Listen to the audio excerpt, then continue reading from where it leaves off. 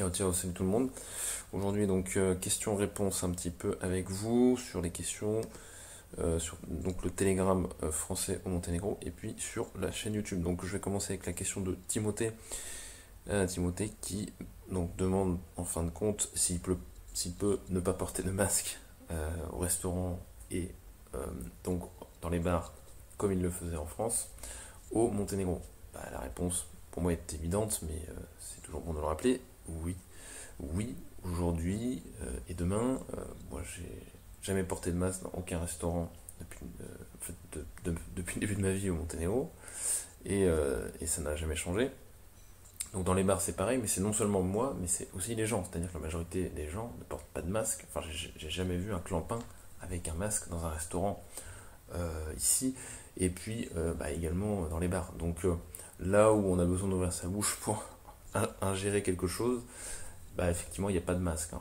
On n'est pas comme en France où on doit mettre ton masque donc entre l'entrée et le plat de résistance, hein. On est encore, il y a un quotient intellectuel qui reste encore un petit peu sur un niveau supérieur, on va dire, à ce niveau-là. Et puis donc le cerveau fonctionne encore un petit peu au Monténégro à ce niveau-là. Donc, voilà.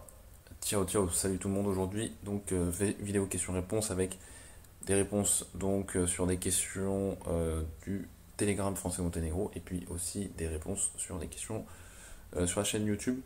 Donc sur des commentaires, je commence avec Timothée qui demande en gros s'il peut porter des masques, enfin s'il ne peut pas, s'il a l'autorisation de ne pas porter de masque au Monténégro dans un restaurant ou dans un bar. Et donc effectivement si tu regardes dans la rue, c'est marqué, effectivement il y a des petites affiches sur les restos ou sur les bars en gros où on te dit qu'il ne faut pas, enfin qu'il faut en porter pour entrer. Moi ça fait des années que je rentre sans et donc c'est pas que moi, c'est tout le monde. Donc quand on va dans un commerce où on vend quelque chose qui va dans son estomac, enfin dans ton estomac, bah tu ne prends pas de masque et donc apparemment tu faisais déjà ça en France, bah tu pourras continuer au Monténégro, il n'y a pas de problème. Qu'est-ce que je peux te dire d'autre? Bah, je sais que tu avais aussi posé des questions sur les enfants. Est-ce que les enfants portent des masques à l'école? Non, absolument pas. Les enfants portent des masques nulle part. C'est même pas à l'école, c'est nulle part. Il n'y a pas de. En fait, si tu vois des enfants avec des masques quelque part, c'est que en fait, ils ont des parents qui ont envie de leur mettre en fait des masques, tout simplement. Et donc, bah, les enfants ils subissent ce que pensent leurs parents de ça. Mais non, les enfants portent pas de masque et donc c'est pas du tout au projet, enfin en tout cas c'est pas du tout au programme, c'est ça que je voulais dire. Question donc sur YouTube. Donc ça c'est plutôt sur des questions suite à la vidéo sur la Lituanie, sur laquelle j'ai de très mauvais retours de ce pays, donc c'est pour ça que je voulais partager aussi. Et des vidéos comme ça, mauvaises nouvelles, où je partage aussi. Donc plusieurs commentaires.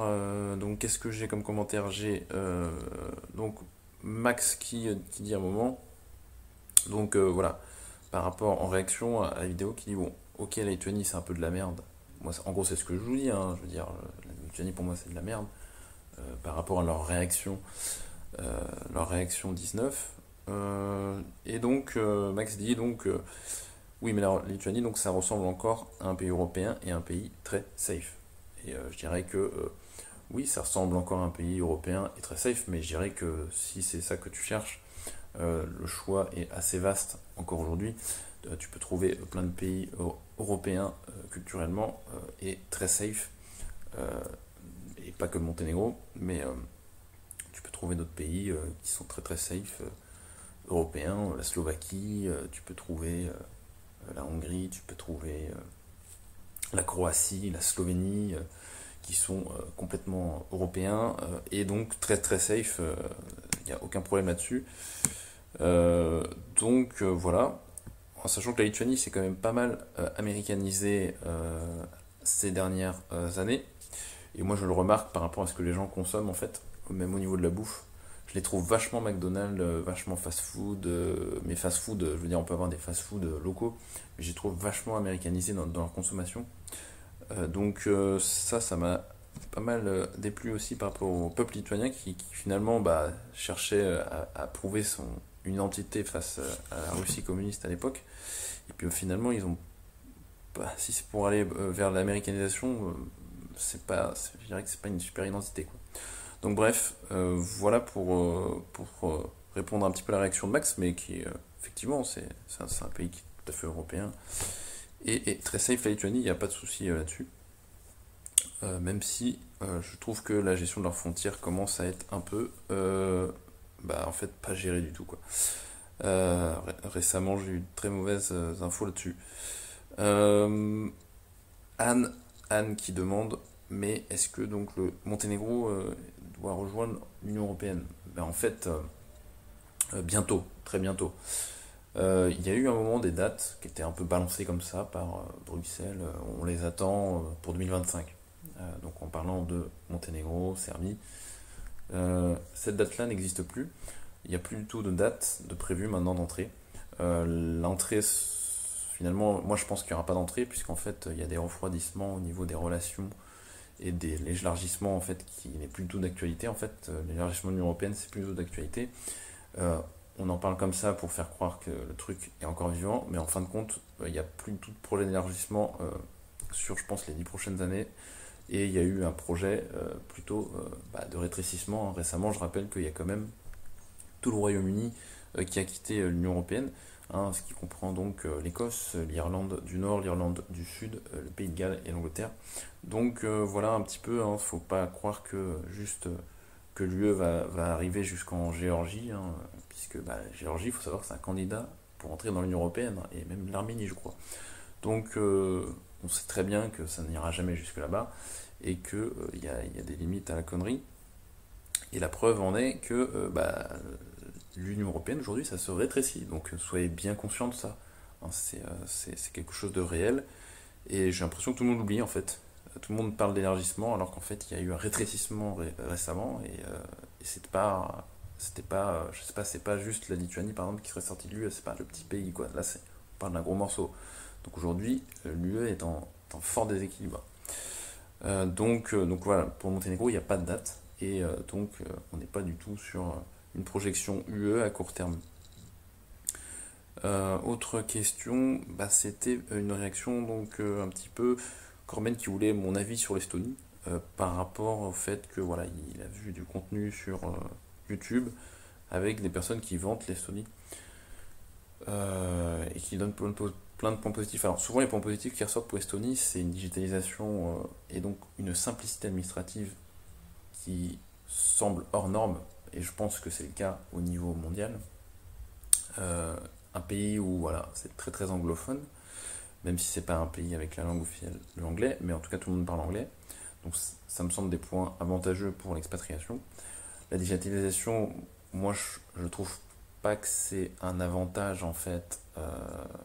Enfin, si c'est un avantage, mais aujourd'hui, moi je pense que c'est pas un avantage par rapport à l'avenir qui nous propose une dictature digitalisée. Et dans ce cas-là, l'Estonie va être en pointe, évidemment, dans ce registre. Donc moi, ça me fait assez peur, ce truc-là. Et bon, c'est la marge globale, mais bon, il y a des pays qui ont beaucoup de retard là-dessus. Et donc, l'Estonie a beaucoup d'avance sur ça. Donc pour moi, c'est un point négatif. Autre point négatif pour l'Estonie, c'est que c'est un pays qui est très très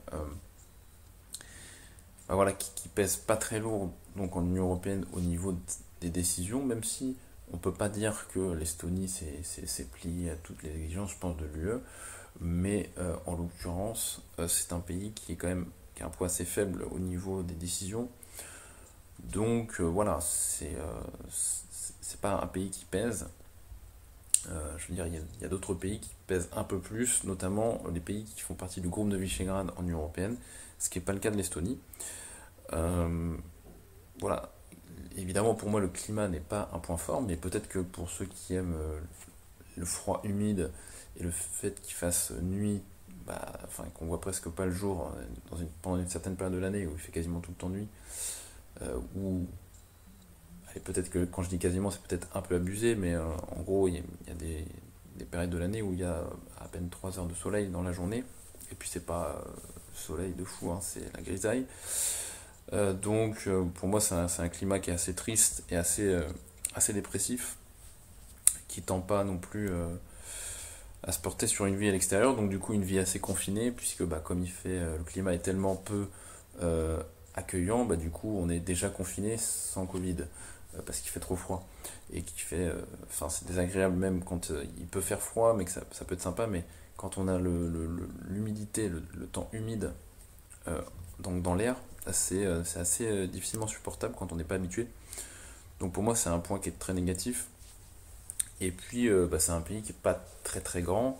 Euh, la langue de l'estonien ne sert absolument à rien à part en Estonie. Et bon, l'Estonie a quand même pas beaucoup à offrir selon moi en termes d'expérience touristique et en expérience de vie. Voilà, on peut pas skier en Estonie, on peut pas, voilà, on peut peut-être aller à la plage, mais enfin bon, on peut pas se baigner 8 mois dans l'année. C'est assez limité comme expérience, selon moi, touristique, mais il y a peut-être des personnes qui peuvent aimer ce style de pays qui est plat et qui est assez vert en fin de compte. Donc c'est toujours un point de vue, hein, mais ouais, il y a des gens qui vantent l'Estonie, donc certains youtubeurs très connus. Euh, Bah, c'est sûr que moi c'est pas mon cas, quoi. Je veux dire, moi c'est pas le style de vie que je recherche du tout. Les pays plats, ça m'ennuie. Souvent, les gens sont aussi ennuyants quand les pays sont très plats. Les gens sont assez ennuyants en fin de compte à vivre. Euh, voilà. Et dans les pays montagneux, souvent, style bah, la chaîne des Balkans, Croatie, Monténégro, Serbie, Slovénie, Bulgarie, on a des gens qui sont beaucoup plus expressifs, il y a beaucoup plus d'étincelles, donc beaucoup plus d'émotions, et donc beaucoup plus vivants et beaucoup plus chaleureux. Ça va souvent avec plus on va au sud, plus les gens sont chaleureux, bah, c'est une réalité. Par contre, je pense que les Estoniens, par exemple, sont peut-être plus carrés professionnellement que bah, nous au bord de l'Adriatique. Voilà, c'est côté méditerranéen, les gens et le boulot, c'est pas trop ça. Donc, c'est comme je dis souvent, moi je viens au Monténégro pour leur apprendre à travailler et puis eux ils m'apprennent à vivre, quoi. C'est un peu le deal. Mais en Estonie, voilà, je suis pas venu chercher une vie en Estonie. Donc, moi, enfin, en expatriation, c'est ce que je recherche, c'était une vie de meilleure qualité. Parce que le travail, moi, je peux le générer. En fait, j'ai pas besoin d'un pays pour générer bah, des revenus et puis du travail, en fin de compte. Je peux trouver des sources de revenus, en fait, de quasiment n'importe où. Donc, une fois que moi j'ai mon économie, je cherche une vie. Donc, l'Estonie, c'est peut-être un des derniers pays au monde où j'ai envie d'aller, tout simplement. Ça m'intéresse même pas. Et je dis, hein, je connais des gars qui sont là-bas, mais franchement, si j'y vais, c'est pour faire du business, quoi. Mais j'irai clairement pas en visite là-bas.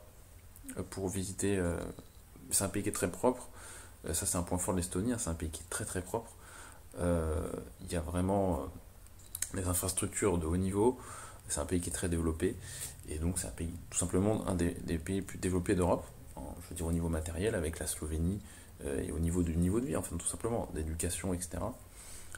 Mais voilà, aujourd'hui, si on cherche une vie, ça dépend ce que vous cherchez. Si vous cherchez voilà, un pays qui peut offrir beaucoup au niveau professionnel, je pense que l'Estonie a cette carte dans les mains. Alors que dans la vie, c'est pour moi clairement pas le propos et clairement pas le rôle de l'Estonie d'offrir une vie hyper accueillante pour un expat français. Donc pour moi c'est évidemment des défauts qui sont éliminatoires. Mais voilà, j'ai aucun problème avec ceux qui ont un avis différent là-dessus.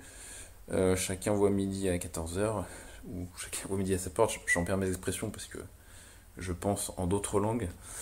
Voilà, mais voilà tout ce que je pouvais vous dire à propos des petites questions notamment et réactions qu'il y a eu dernièrement. Je vous dis à bientôt, ciao ciao.